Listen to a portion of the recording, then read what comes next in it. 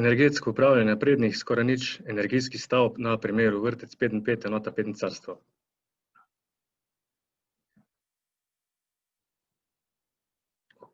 Nekaj kratko o samem uvodu, torej o skoraj nič energijskih stavbah, potem bom na kratko povedal o interdisciplinarnosti in samem sodelovanju, potem izboljšavah in optimizaciji samega delovanja sistemov in potem se bom posvetil študiji primera, torej vrtec 5 enota 5 carstvo, ko se gre za en vrtec v Ljubljani in potem sam namen in cilj tega energetskega upravljanja.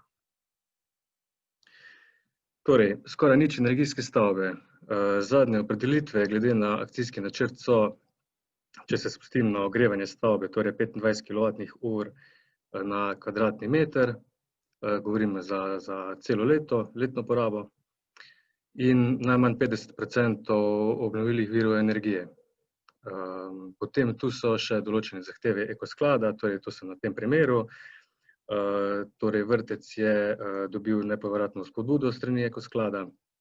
Torej na tem primeru so bile zahteve za zunanje stavbno pohištvo s toplotno prehodnostjo, torej U je manjši ali enak 0,9 vata meter na kvadrat Kelvin, potem toplotna prehodnost neprosojnih delov toplotnega vaja stavbe, da mora znašati torej manj kot 0,15 vata meter na kvadrat Kelvin, potem prezračevanje prostorov, zračne toplote odpadnega zraka, ki v normalnih obratovalnih pogojih naprav zagotovijo skupni toplotni izkoristek rekuperacije toplote vsaj 80%, in torej, kot sem že povedal, da stavba se mora ogrevati vsaj 50% deležem obnovljivih virov energije.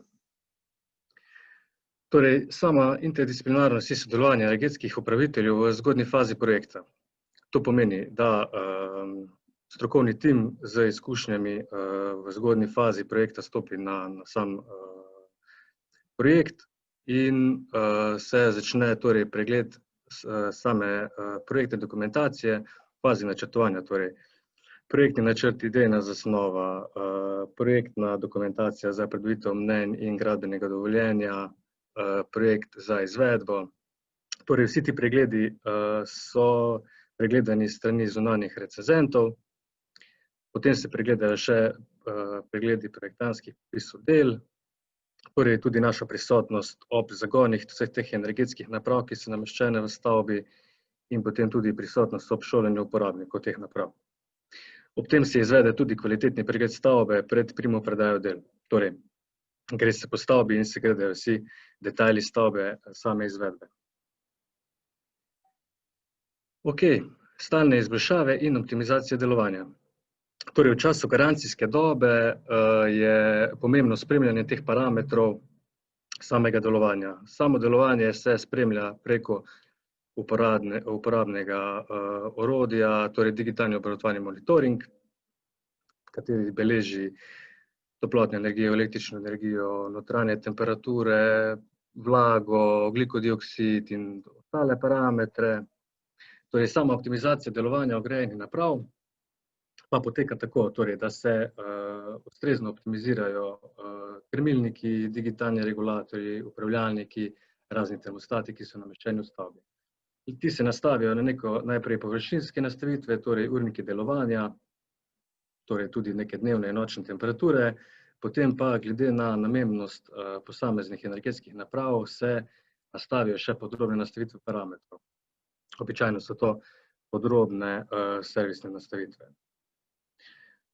Tako, študija primera, gre se torej, kot sem že povedal, za vrtec 5 enota 5 carstvo, gre se za vrtec v Ljubljani, mislim, da je bila gradnja leta 2017-2018, celotna investicija je bila dobrih 4 milijone evrov,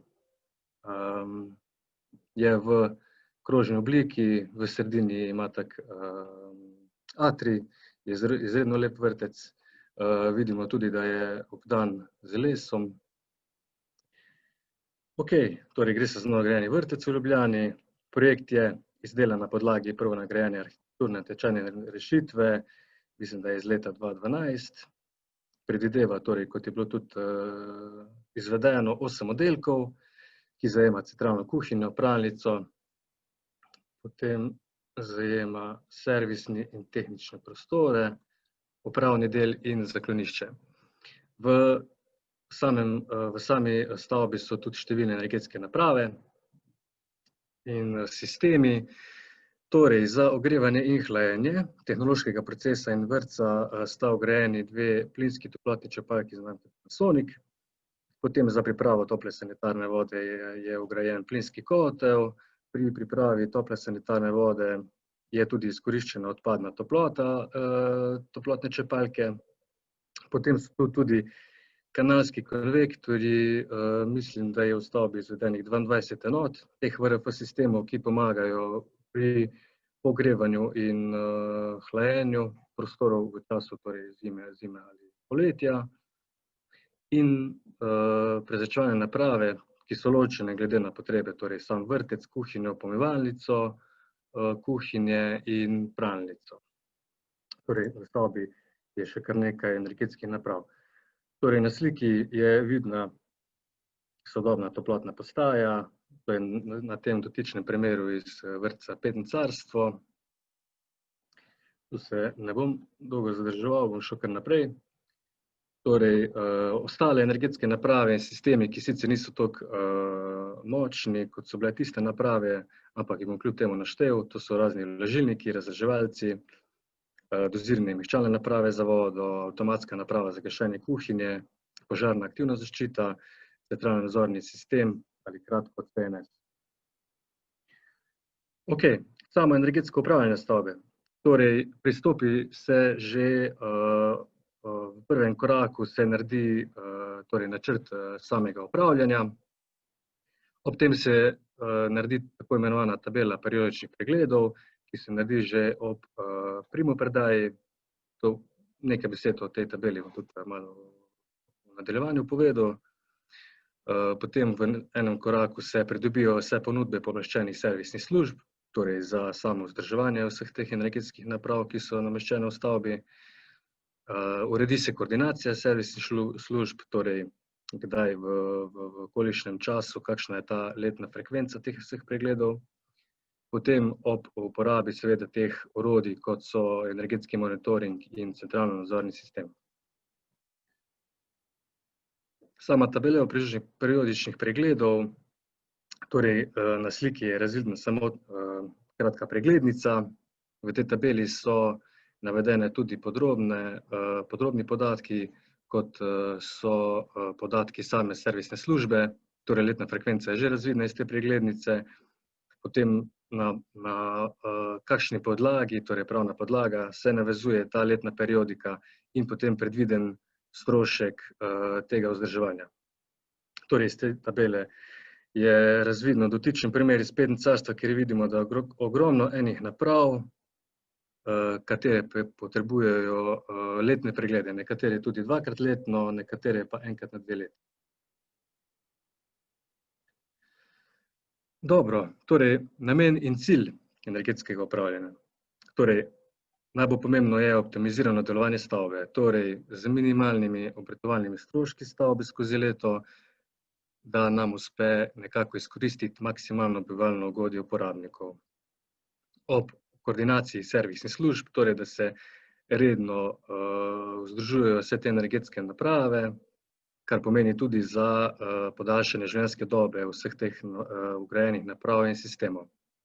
Torej, daljšo življenjsko dobo med drugimi poleg rednega vzdrževanja se doseže tudi z pravilno nastavitvijo parametrov krmiljenja teh sistemov, aktivno upravljanje vseh sistemov in spremljanje energetskega monitoringa. To je bistveno orodje, kot sem že prej povedal, merimo torej porabo energije, tako toplotne kot električne, podatki oziroma zgodovina grafikona za notranje temperature, vlaga, ogljikov dioksid, odvisno kaj naročnik, kakšne so potrebe naročnika.